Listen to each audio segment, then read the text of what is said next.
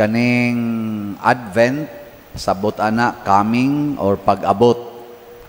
Nya, ang panahon sa Adbyento, upat ni ka simana, bali upat ka Domingo, ang atong pagpangandam para sa moabot. Nya, sa atong kinabuhi, ang unang moabot, mao ang manluluwas. Gisaad sa unang pagbasa, magpadala ko og manluluwas. Mao na giunsa man ta niya pag hatag aning timaan sa kaluwasan, na tao ang bata nga manluluwas. Mao na ang atong i-celebrate inig ka December 25. Lingi ay mong tupad, inaandam na ka nga luwason. Ingna ba? Inaandam na bakang luwason. Andam na? Kaya ba sa uban nga luwason, pero di yun magpaluwas. Sama ang imong ginikanan, kakita nimo nga ang imong gipanguyab, manuyupay. Nya, moingon imong mama, day, ayaw in town ana, kay sus, manuyupay gud na. Nya, moingon na ka, buot mo na ko nga, love man ako siya. Ana. Di yun gustong luwason ba? Na mga inyong ginikanan, mubadlong ninyo, ayaw mo na siging duwaan ng computer, pangiskoy lag tarong, pagtuon og tarong, kana mga kaluwasan man na, asa mo patuo. Ako, sige kong badlong ninyo din ayaw mo anang sulob anang mga kuan kaayo, mugbo kay tanan, ya kuyog-kuyog pag-isuyab. Di gyud patuo. Manglus pa dayon nigo man. Sige kog ingon ay mo anang premarital sex, siging pabunyag anang mga bata, unya ang nagkugos bata, way mga kasal kay makapaimpierno na, asam patuo, magpuyo-puyo pang. Dinay mo pada panakog letter, pader tabangi in town ko na disgrasya sa balhabal ang akong kalibin. Ako nga nagsigigwali nga imo pag live-in, ako pa'y patabangon kaya na disgrasya ako, no? Ana. O wapa ka to mag-live-in, ambot, madisgrasya ba ka to? Sa inyong paminaw? Posible, di to mo agi o kadisgrasya, patay to gritsong. Nga naman, padong mas langit. Kanang mga tao nga mudawat og kaluwasan, ang unag yung mahitabuan na magbuhat ra gid na silag maayo. Kanang tanang sugo os Ginoo maayo man gid na. Kana ra gyud buhaton. Nya di na gyud ta mahadlok anang gitawag og kamatayon. Kanilang gi-describe dinhi unsaon ta pagpatay, magpungasi ang mga balod, mudaguok ang dagat, mutipas ang mga planeta sa ilang naandang agianan, mungit-ngit ang adlaw, ngilo kay ni tananoy, panguyapan ang mga tao nga magtan-aw sa mahitabo. Isa nga ni karon mulinog lang ni, nya mga bungkag ng ato mga stained glass diha. Di mo kuyawan? Relax ra mo? Oy, amot lang, manaong ninyo. Asa ka na inyong espiritu kutob. Pero matod pa ni Kristo, ang nanagsunod niya, katong iyag yung mga sumusunod, matod pa niya, inigsugod og kahitabo niini, tindog, og hangad, kay duol ng imong kaluwasan. Kanabitang mura nagmudaguok ang imong paminaw sa imong kay giatake na ka, niya hapit na kamatay, ay karatol, tindog, haron matumba kag balik, niya patay dayon ka. Mao na ang imong kaluwasan. Adi sa tingali na mao, pero posible sa tingali. Unsa man gining pasabot niya ning tindog og hangad, kanibang moabot na gani ning mga kalisdanan sa kalibutan, ayaw gyud og karatol. Always focus sa imong kalag. Wa kay kwarta, ayaw karatol. Huna-hunaa ang imong kalag. Nagkinahanglan bag kwarta ang kalag aron maluwas? Nagkinahanglan wa. Ang kalag, nagkinahanglag kwarta para maluwas. Wa, oy. Wa, gyud. Muna, kung naamoy kwarta diha, siguro dyo ko para ginas inyong lawas. Nya aron mo maluwas, unsaon man, ihogs kolekta ang kwarta.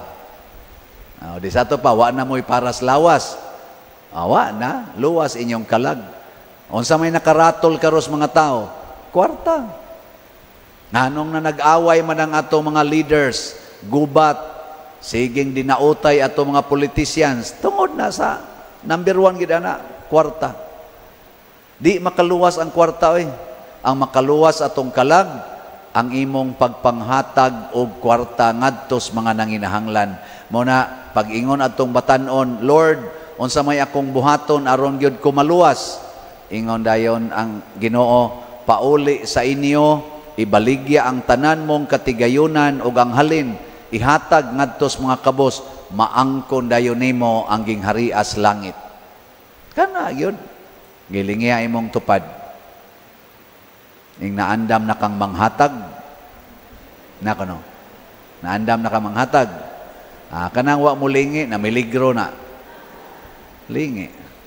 Muna dinhi kita, sige ko baligyag slots aron manghatag mo. Kada ninyo hatag og slot, nagpasabot na og kaluwasan.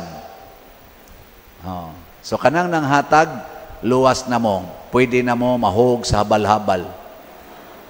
Di na mo maratol. Ano man? Luwas naman. Pwede na mo mabangga ang inyong gisakyan. Luwas naman.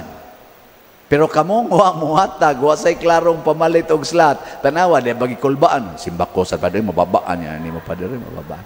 Mahadlok mo na. Ana, no? Nyaon sa may sunod, makahatag tagkalipay sa mga tao nga nag-antos sa kasakit. Pareha na mga tao god nga way balay. Nya karon na malitag slot si tag 100 pesos para itukod og balay. Di, wa na, makahiatag na nagkaayuhan. Na nasa tayo nahuman tulo ka buok balay, so unom na ka buok balay atong nahimo. Gusto mo mutanaw sa laing tulo na tong nahimo? Sige, atong suwayag tanaw ha. Ikaupat, mauni siya ang before. Murag way klarong atop, way klarong bongbong. Nya after, nana, siksi pa kayo. Ang ikalima, concrete ilang balay, no? Hollow blocks, pero mura nagngipos tiguang, no? Hingo-hingo na, kaya giba, anaan na og kawayan. Mo nang giguba ra sa tingay na nila. Nya after, mao na ilang balay. Air condition pa. Nya ang ikaunom, mao na ang before. Pasakon ka ng hagdan na skilid, murag padong yung kasilong mahog. Nya upay klarong bongbong at tupay imo mo intaw na ilang kahimtang. Nya after, tanawa, okay na. So atong pakpakan atong mga panday. Salamat sad sa mga sitio buyers. Nya napamantay na hibilin mga 10,000 pakapin ka slots tag 100, hutda na karong adlaw ha. Ayaw mo uli, nga di mo kapalit, 100 raman god. Ngayon ka para man ipaniodto na mo, pader. Ay na mo paniodto karong Domingo ha. Ay mo paniodto. Ngayon ka, apil masadaning panihapon, ayaw nagpanihapon, ipalit na dihag slot. Nga ikaugma, tanawa, ikaugma ba? Kung sa'yo mahitabo, lubog kay mong pananaw.